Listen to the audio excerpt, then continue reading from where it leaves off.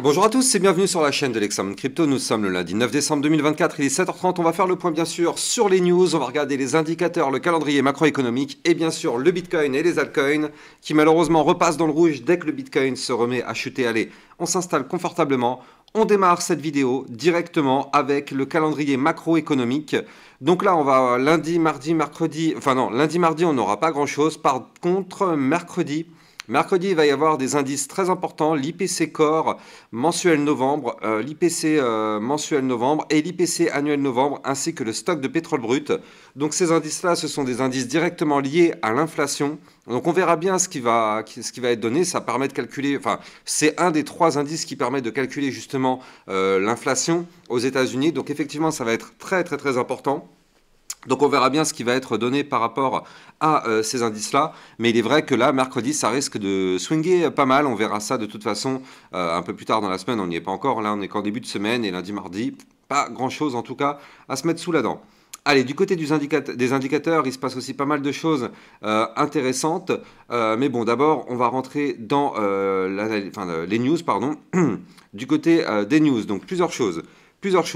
On va commencer avec le Dogecoin et le Litecoin qui sont les nouvelles stars du mining. Avec le merge mining, les mineurs obtiennent 2 récompenses simultanées. Selon Bitmining, ces cryptos sont jusqu'à 3 fois plus rentables que le Bitcoin. Alors c'est ce que nous pousse Crypto Détente effectivement, et c'est vrai que dans toute vraisemblance, le Litecoin et le Doge, ce sont 2 altcoins. Donc forcément par principe, c'est vrai que les performances sont plus importantes que le Bitcoin. Mais en tout cas, c'est très intéressant de voir pour ceux qui aiment bien le mining.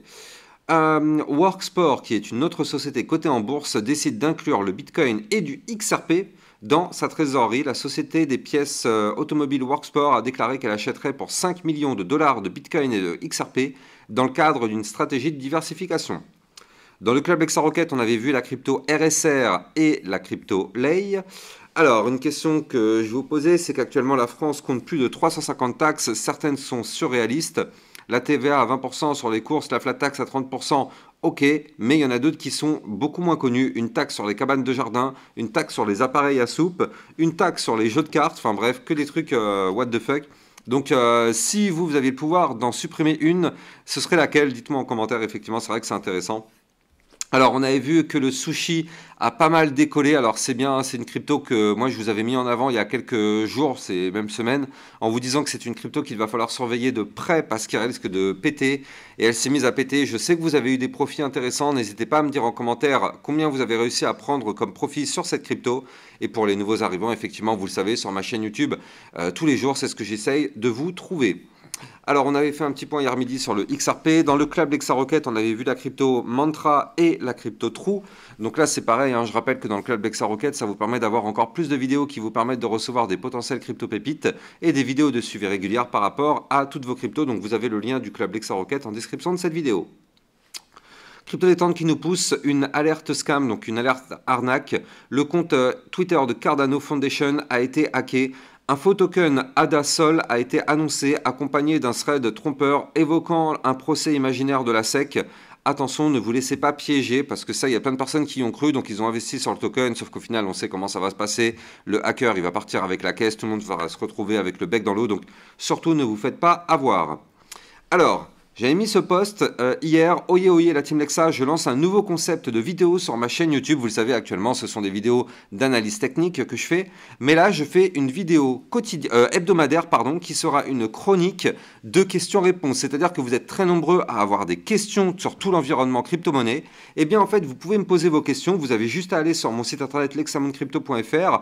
En haut, vous allez dans la section chaîne et vous avez vos questions crypto. Donc là, ça vous emmène sur un formulaire. Ici, vous avez tout simplement à mettre votre pseudo et votre question, et boum, je reçois votre question.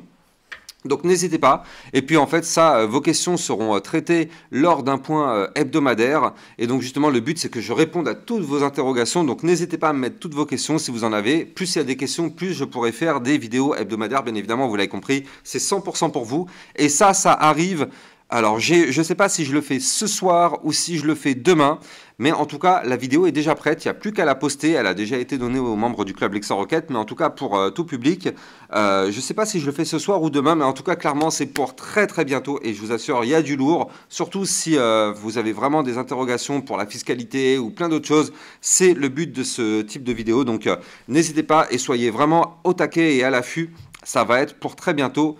Soyez prévenus, vous serez prévenus sur Twitter. Alors encore une fois, beaucoup parlent d'alt-season. Bon, bah, moi c'est bon, j'arrête de rentrer dans les polémiques. Maintenant, j'envoie juste un schéma. Pour avoir une alt-season, c'est très simple. Il faut d'abord que le Bitcoin pousse. Il faut qu'une fois que le Bitcoin a poussé, et bien du coup, quand le Bitcoin a atteint son top du cycle, et bien les liquidités sont reversées alors à ce moment-là sur l'Ethereum. Puis après, ça passe sur les large caps. Et puis après, on arrive enfin dans la alt-season où là, en fait, effectivement, toutes les crypto-monnaies explosent. Donc là, tous ceux qui sont en train de dire ouais, il y a une alt-season, il y a une alt-season pour faire le buzz, eh bien, ça voudrait dire d'une façon indirecte que le bull run est terminé. Parce que c'est comme ça, en fait. La vraie alt-season aura lieu quand le bull run aura terminé. Quand le Bitcoin aura terminé son bull run. Ça a toujours fonctionné de la sorte.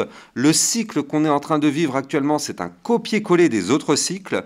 Franchement, jusqu'à présent, on a pu l'anticiper, on a pu tout anticiper, que ce soit le bottom et tout ce qui s'est passé depuis. C'est d'ailleurs pour ça qu'on avait lancé le DCA sur ma chaîne YouTube en novembre 2022, parce qu'on savait qu'effectivement c'était un copier-coller des autres cycles et que c'était le moment parfait pour faire le DCA. Tout a pu être anticipé parce que c'est un copier-coller des autres cycles. Alors effectivement, c'est vrai que ça veut pas, ce qui s'est passé, eh bien, ça ne veut pas dire que tous les autres cycles seront de la même façon, mais en tout cas, pour le moment, tout est copié-collé. Donc, vu qu'on est dans un copier-coller, je ne vois pas pourquoi, pour l'instant, ça serait différent. Et en tout cas, donc je rappelle, pour avoir la vraie alt-season, il faudrait que le Bitcoin ait terminé sa phase haussière. Ça y est, c'est fini. Le bull run est terminé du côté du Bitcoin. On a atteint son top. Et après, toutes les liquidités sont déversées petit à petit vers Ethereum Large Cap alt-season. Et c'est uniquement à ce moment-là qu'on aura la vraie alt-season. Ce qu'on est en train de vivre actuellement sur les altcoins, c'est plutôt une phase de recover dans laquelle effectivement les altcoins récupèrent tout ce qu'elles n'ont pas récupéré depuis maintenant quasiment 2 ans. Il y a 2 ans où certaines cryptos n'ont toujours pas bougé. Et là, effectivement, elle commence à recover par rapport au fait que le Bitcoin, lui, il a décollé. Donc, en tout cas, voilà. Maintenant, je trouvais que ce schéma était vraiment réaliste et vraiment intéressant. Donc, voilà.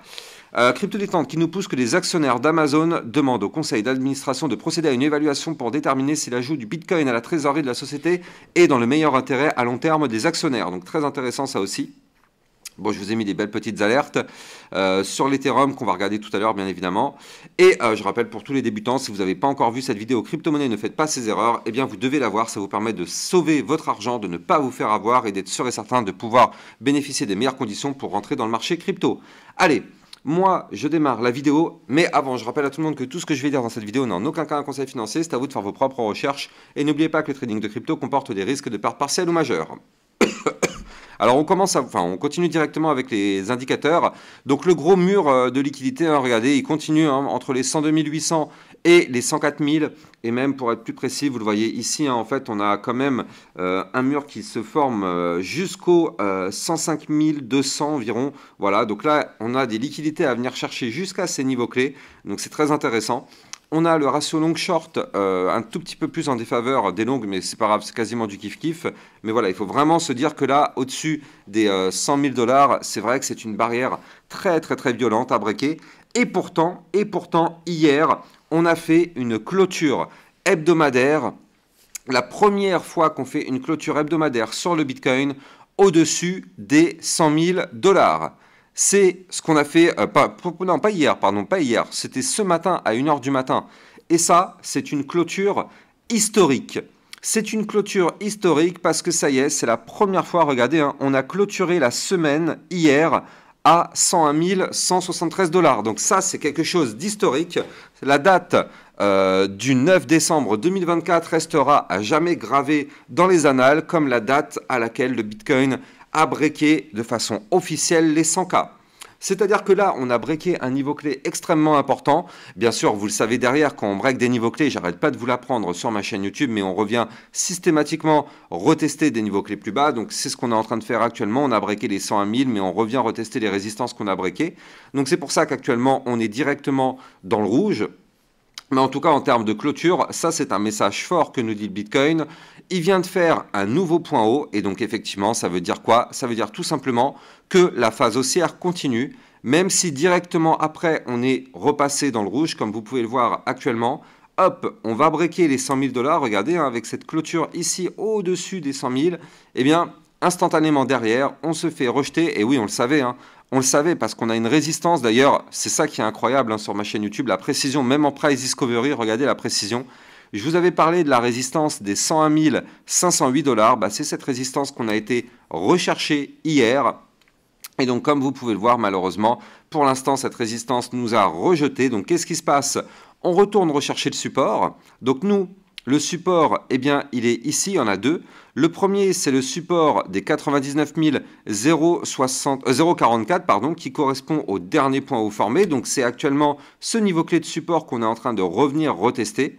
Et si jamais ce niveau clé de support lâche, eh bien, on reviendra retester les 98 018 qui sont ici. Donc, effectivement, là, pour l'instant, du côté du Bitcoin, on est dans cette phase de retracement. On va voir, eh bien, où est-ce qu'on va clôturer la journée. Mais en tout cas, ce qu'il faut se dire, c'est que tant qu'on est au-dessus de ces deux niveaux de support, tout va bien. La configuration est toujours hautement bullish. On vient de former un point haut plus haut que les précédents. Donc là, pour l'instant, du côté du Bitcoin, c'est intéressant. Par contre, quand même, il faut le noter, là, du côté du Bitcoin, on vient de faire un nouvel ATH, un point haut plus haut que les précédents. Par contre, regardez, hein, du côté du RSI, je rappelle, on est toujours sur une divergence baissière avec des points hauts de plus en plus bas. Donc par contre, soyons quand même extrêmement prudents par rapport à cette divergence sur le Bitcoin. C'est une divergence baissière. Est-ce que ça veut dire qu'on ne peut pas pousser? Si, on peut bien sûr pousser encore. Moi, je vous assure, enfin, je vous assure, non, j'assure rien du tout, mais ce que je veux dire, c'est que je pense qu'on peut remonter, rechercher cette boîte de retracement. Je rappelle que la boîte violette qui est ici entre les 70 et 90 de RSI, c'est la boîte de retracement. Donc là, on peut très bien remonter encore un petit peu dans cette boîte, mais après, derrière, avoir un retracement un peu plus prononcé du côté du Bitcoin pour justement retracer un peu de tout le mouvement haussier qu'on a connu ces dernières semaines. Mais là, en tout cas, ce qu'il faut se dire, c'est qu'on est au-dessus des supports majeurs. Donc, et tant qu'on garde les 98 018 pour le moment du côté du Bitcoin, eh bien, tout va bien. Tout va bien, et même mieux que ça, j'ai envie de dire, regardez. Là, du côté du Bitcoin, je vous avais prévenu qu'il y avait quelque chose d'intéressant qui est en train de se mettre en place. On avait vu qu'on avait des bandes de Bollinger qui étaient très resserrées du côté du Bitcoin. Eh bien, là, pour l'instant, on n'a toujours pas breaké, que ce soit d'un côté ou de l'autre. Donc là, on sait qu'avec ces bandes de Bollinger resserrées, on risque d'avoir un mouvement intéressant qui est en cours de préparation, et même d'ailleurs du côté de la vue jour, hein, vous le voyez, les bandes de Bollinger en vue jour sont hyper contractées. Donc là, on a un mouvement important qui est en cours de préparation. On ne sait pas de quel côté ça va aller. Il est possible, comme je l'ai dit tout à l'heure, qu'on continue d'aller chercher des points encore plus hauts, parce que regardez, là on est sur un momentum contrôlé par les bears pour l'instant, donc c'est pour ça que on n'arrive pas trop à pousser fort, donc on est sur un momentum bear, mais dans le momentum bear, on voit quand même que on fait des points hauts de plus en plus haut, donc c'est quand même une indication plutôt bullish, tout ça, même si on est dans un momentum bear. Et par contre, effectivement, là, je vous dis qu'on peut pousser encore un petit peu, parce qu'on est sous la boîte de retracement du côté du RSI, mais je ne pense pas qu'on va pouvoir pousser à 150 000 $ sans avoir un grand retracement. Là, on est dans la boîte, enfin, juste en dessous de la boîte de retracement, donc on peut très bien aller chercher, eh bien, les 105, 106 000 $. Regardez, on a une résistance à 105 768.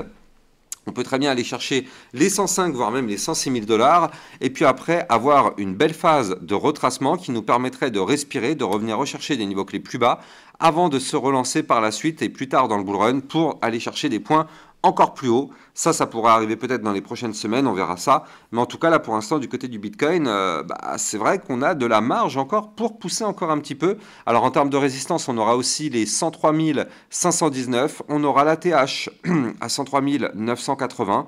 Ça, ce sont deux prochaines résistances à venir chercher en cas de poussée haussière. Par contre, je préfère le dire quand même directement, si on break les 98 018, attention, prudence, ce serait pour aller chercher dans ce cas les 95 776, puis les 93 477, voire même les 92 092. Pour l'instant, ce n'est pas le scénario que je mets sur la table, mais il faudra prendre ce scénario au sérieux si jamais on casse les 98 018. Allez, on va parler maintenant des altcoins. On va s'intéresser directement, vous le savez, à l'Ethereum, parce que l'Ethereum aussi, lui, en ce moment, est plutôt en forme. Et donc, on va regarder ce que nous fait l'Ethereum. Mais je rappelle que vous pouvez me suivre sur Twitter pour recevoir toutes mes news, toutes mes actualités, tout ce qu'il faut savoir sur l'environnement crypto-monnaie. Et n'oubliez pas de venir rejoindre le club d'Exarocket. Ça vous permet de recevoir encore plus de vidéos que ce que vous avez sur YouTube, avec des vidéos concernant des potentielles pépites et des vidéos de suivi régulières par rapport à vos cryptos. Donc là, du côté de l'Ethereum, vous le voyez, on a poussé, on n'a pas réussi pour le moment à casser la résistance qui est là, hein, les 4085 $.